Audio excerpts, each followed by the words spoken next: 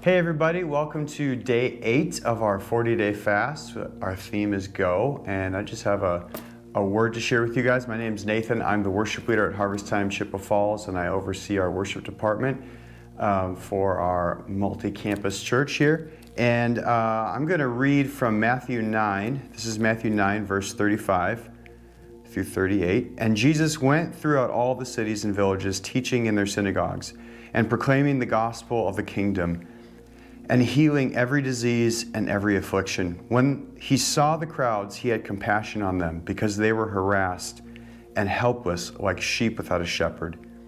Then he said to his disciples, and this is the core part of what I want to share, "The harvest is plentiful, but the laborers are few." The harvest is plentiful, but the laborers are few. Therefore pray earnestly to the Lord of the harvest to send out laborers into his harvest.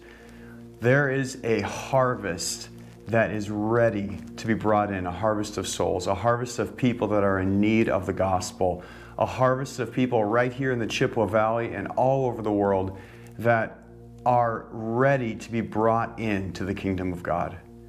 There's no more need other than laborers.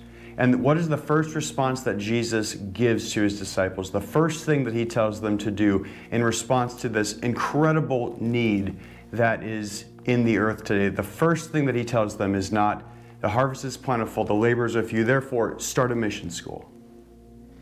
Therefore, start to fund missionaries. Therefore, start to do this, or start to make plans for this, or plan an outreach. What's the first thing that Jesus tells them to do? He says this, therefore, in light of the incredible need, the first thing, therefore, pray earnestly to the Lord of the harvest to send out laborers into the harvest.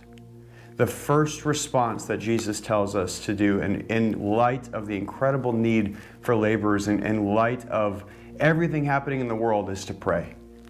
It's to go to the Lord of the harvest, the one who cares so much about this harvest that he has paid for with the blood of his son, and pray that God sends out laborers. That's the first thing he tells us to do. Just in closing, would you just pray with me? God, we just ask you right now that you would send laborers to the Chippewa Valley. God, we ask that you would do a mighty work, and that you would send missionaries, you would send evangelists, you would send pastors and teachers to the mission field that is right here in the Chippewa Valley. We ask that you would raise up laborers, not just people who do ministry as their jobs, but people who live ministry.